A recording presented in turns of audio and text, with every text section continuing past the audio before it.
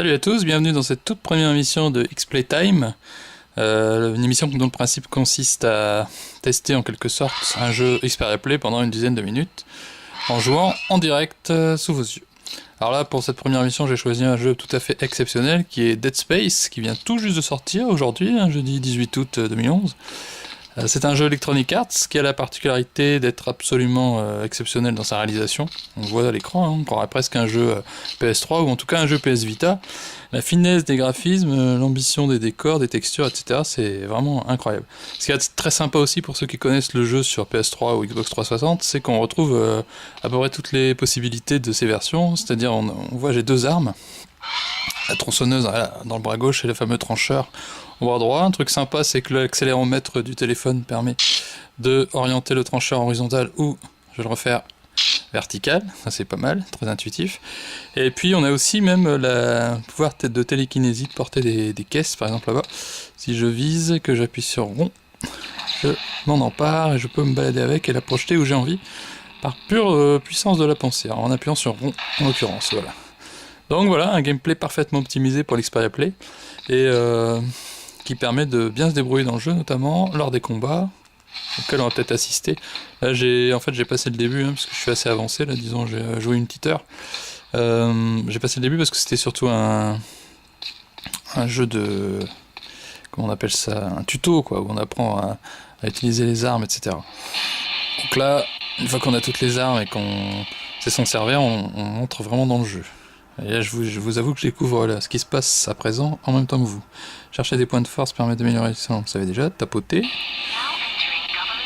Voilà, donc il y a eu une alerte à un moment donné avec plein de monstres en liberté que j'ai dû trucider avec mes super armes à plasma. Et là, je fais ce qu'on me dit. En anglais, mais c'est sous-titré en français, y'a pas de problème.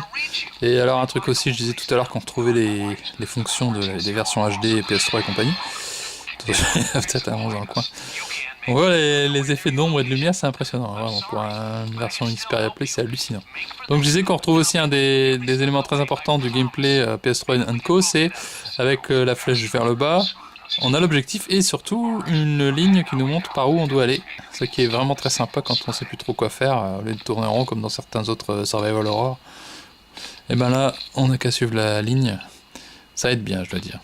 Ça rend le jeu beaucoup plus sympa. Attention, il y a un monstre qui vient de se réveiller, mais il s'est barré, je sais pas trop où. De toute façon, je suis prêt, petit coup de tronçonneuse par exemple.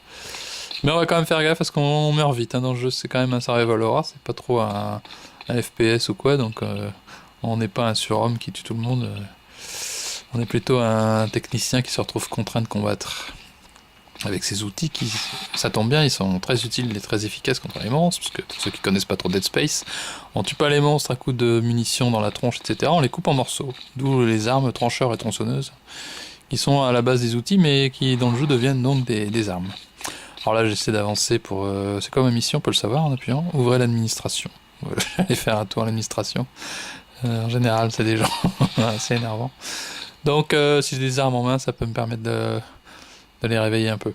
Bon là, il y en a qui sont passés avant moi apparemment, on dirait que le personnel administratif a du mal. Et là, il se passe encore un truc, un monstre. Voilà, je vais pouvoir tester ma tronçonneuse, mais non, il a disparu. Ouais, parce que parfois on a presque des hallucinations, des choses comme ça. Je vois des choses impossibles, voilà ce que dit le personnage.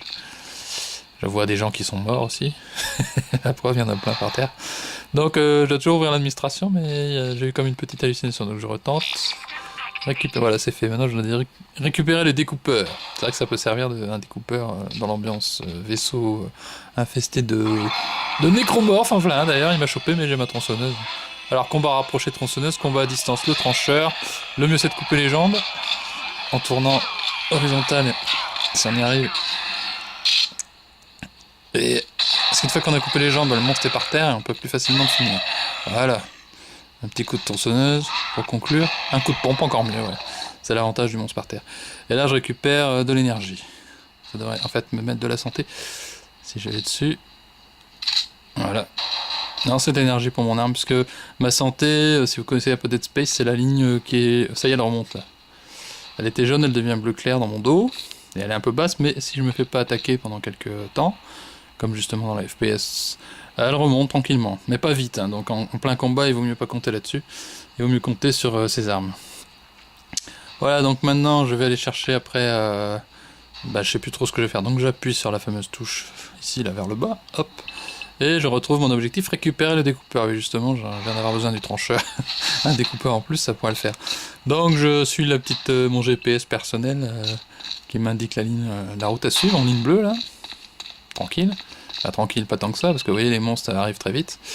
Et en plus on n'a pas trop le temps de discuter avec, en voilà un d'ailleurs. Alors on va essayer les jambes encore. Voilà, un coup dans la tronche, ou un coup de pompe, c'est pas mal, ouais, c'est pas mal. Plus viscéral, c'est bien. Mais il résiste, un deuxième coup. Bah, c'est le genre méchant celui-là. Hein. D'ailleurs, je crois que je suis mort, non? Ah ouais, voilà.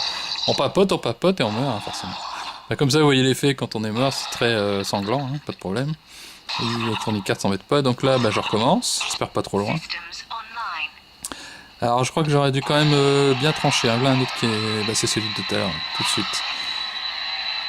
On va lui couper les jambes, comme je dis, parce que la tronçonneuse, ça marche pas super. En plus, ils m'ont remis avec le... Alors, on va me paniquer avec le... Il est mort, là, ouais. Et l'accéléromètre dans la panique, c'est pas ce qu'il y a de mieux. Mais bon, si on panique pas trop, ça va bien. On y arrive. Alors, l'Electronic Arts a choisi d'utiliser les deux zones tactiles.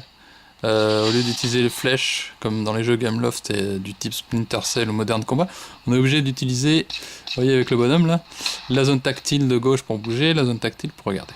Bah en fait, ça marchait pas bien du tout, je trouvais, dans Battlefield Bad Company, en tout cas la zone gauche pour se déplacer, et ça m'embêtait bien de ne pas avoir les flèches en option. Ici, à nouveau, on n'a pas les flèches en option.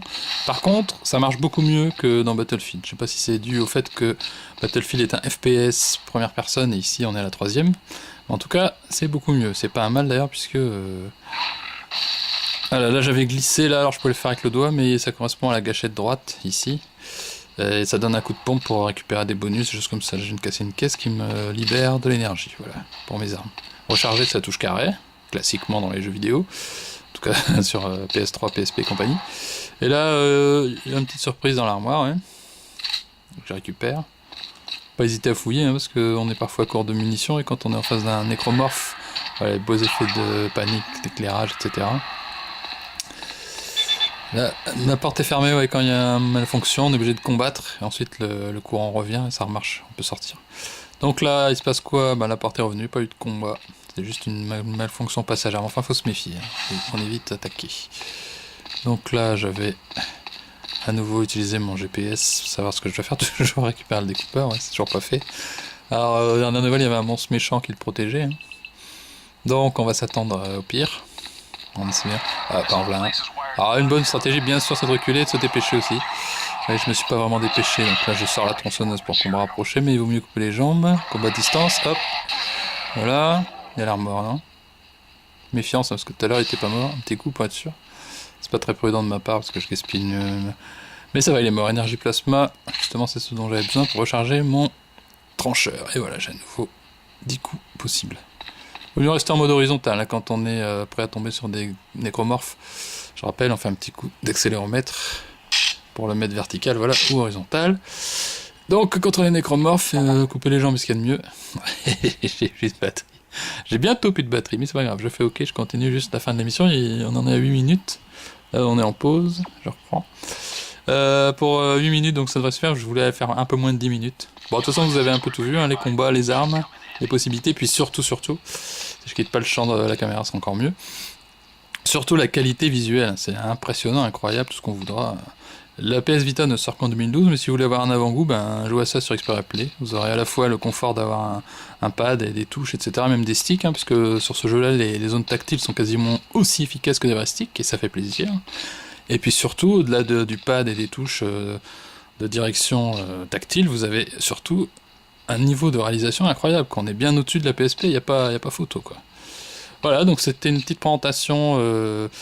de Dead Space sur Xperia Play qui vient tout juste de sortir. Il vaut 4,50€ et il pèse 140 mégas, donc c'est pas énorme hein, vu la qualité du jeu. Et pour le prix, c'est pareil, c'est au-dessus des prix moyens pratiqués, mais vu la qualité, c'est justifié, quoi, parce qu'il n'y a aucun jeu à ce niveau-là pour l'instant sur Xperia. Même les Gameloft, qui sont ce qu'il y avait à peu près de mieux, ils sont quand même un cran en dessous, disons bonne PSP, quoi. Alors que celui-là, il vient d'ailleurs, il vient de l'espace, ouais, comme le nom l'indique. Voilà, bientôt pour un prochain jeu sur Xperia Play dans XP Time. Salut à tous.